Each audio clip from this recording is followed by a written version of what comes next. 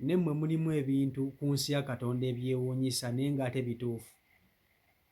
Akatambi koolaba kano, omukyala oyo gw'olaba yafiiriddwa bbaawe, ekyo ky'olaba mu ssuuka mayiti ya mukyala ono atudde, naye tewali muntu n'omu yazze kuziikirako mukyala ono yadde n'ogu ku kyalo kyonna.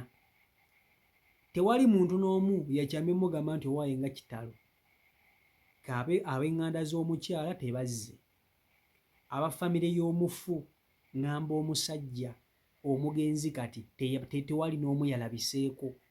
Ab'oku kyalo tekuli n'omu yazze wa mukyala ono kumukubagiza nti nga kitalo eky'okufiirwa bbaawo, yadde n'omu tewali n'omu yalabise. Wabula waliwo abasajja bazira kisa, babadde nga 3-2 be bazze ne bayambako omukyala ono okusima entaana, kubanga abadde mukazi nga tasobola kusima ntaana bw'omu. Abantu tebazze mukungubagirako, omukazi wattu yabadde awo nga tabitegeera. Baamuziriridde omulambo, baamuziriridde omufu, weziikire muntu wo. Abasajja era bano bazze ne bamuyambako okumusimira entaana, naye ng'omwami we yamweziikidde bwogwa, bwogu bw'omu. Naye kambuuze, omufu aba yakola ki ekyalo? Ye aba yakola ki abantu be? N'ab'eŋŋanda ne babula mu maziika ge, ab'eŋŋanda y'omukazi nabo ne babula mu maziika ga mulamu waabwe. Mulimu ebintu by'olaba nga ate nga bituufu naye nga gyebiri. So baganda bange, mweyise bulungi. Ensi eno ogiraba, ensi ekuteekako amaaso ago amaaso 2, naye nga mweyise bulungi. Ebintu nga bino bituukawo ku bantu abeeyisa obubi, abakola ebibi eri abantu abalala. Bo ne beerabira nti nabo basobola okufuna obuzibu ng'ate beetaaga abo abantu be bakolako ebikolobero. So buli muntu yeeyise bulungi ng'omukisa gukyaliwo. Kankutuuseko akatambi kano okeewulirireko era okerabireko. Vidiyo nkusaba ogimpereka like etambule tuke ku buli muntu. Vidiyo yiiyo, ebintu biri mu nsi muganda wange. Naye kati mbuuza, abantu b'oku kyalo mmwe bazibu, mmwe mulina empisa embi, oba ffe ababa bafiiriddwa ffe tuba n'empisa embi? Kubanga omukyalo ono yafiiriddwako bbaawe, naye mazima ddala teri muntu yalinyeeyo, teri neiba yalinyeeyo, teri wadde wa luganda lwe eyamubeereddewo ku mufu. Naye nga lwaki omukazi ne yeetuulira ku mayiti yekka n'ababadde bamuziikirako? Mazima ddala obwedda baziika bye boogera nga mafuukuule. Naye nga lwaki bantu mmwe, lwaki muli babi? Omuntu n'atula ku mayiti yekka. Mmwe mulimu ekintu ky'olaba nga mazima ddala osobola okugamba tekisoboka naye ng'ate kituufu, nga ggwe osobola okugamba tekisoboka naye ng'ate kituufu, nga kisobokera ddala ate nga kyabaddewo. Kati ekintu kino bwe bakikunyumiza oyinza okugamba tekisoboka. Omuntu atasobola ziika muntu ye, kati siko wabeerawo abatono. Omanyi omuntu asobola okugamba nti oyo waliwo yafa naye abantu tebaaziika, yadde n'omu n'ogamba baaka tebajja buzzi bangi naye ng'abatono baaziika. Ono tewali n'omu yaziise, tewali n'omu yamuziikiddeko, tewali n'omu yamukungubagiddeko, tewali n'omu yadde n'ogu. Ate okubanga mukazi wattu bbaawe bwe yalwala yamubaddeko bw'omu, teri yadde n'amukyalira. Atuuse kufa, alabikwa n'omulambo yagusitule n'aguteekawo mu katenti we kali, nga ne katenti ayinza obba ye yakeesibidde omukazi gw'olaba oyo. Mukama Katonda ono, waliwo embeera gy'akutuusaamu muganda wange nga ddala kituufu obirabanga firimu naye nga bya ddala. Bino oyinza okubirabanga ebyokusaga naye nga bya ddala, bino ebintu bibaayo. bibaayo omufu ono kati famire eno eyinza obba nga ekyalo waliwo ekitali kituufu.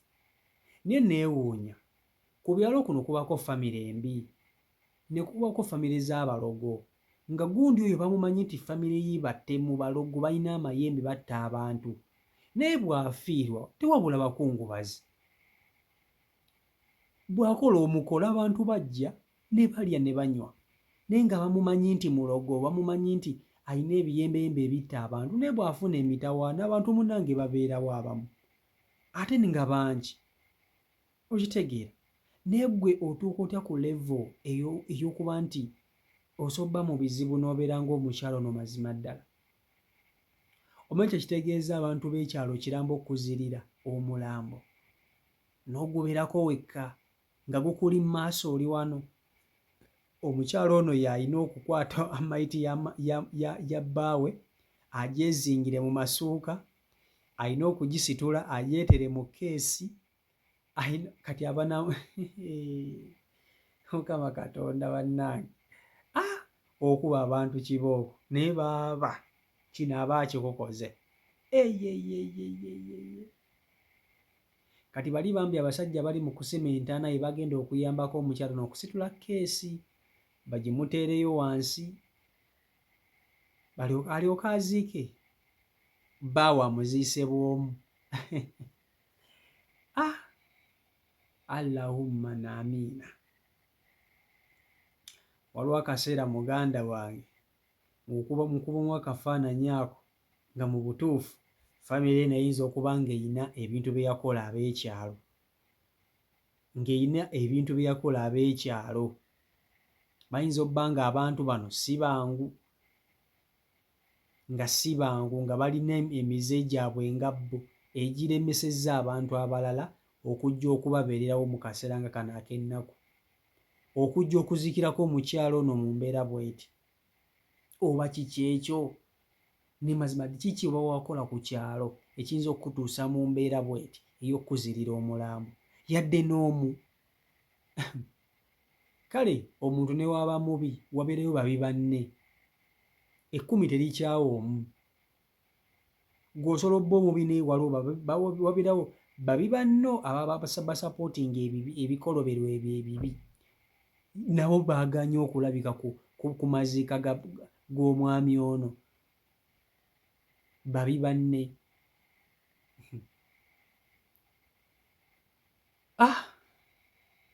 Baganda bange byebyo, nze kino nange mbadde sikirabangako nkoze kutuuka wano, naye nga munnange ebintu nga bino gyebiri aye temubiraba biibyo, oyinza obbiwakana gyebiri.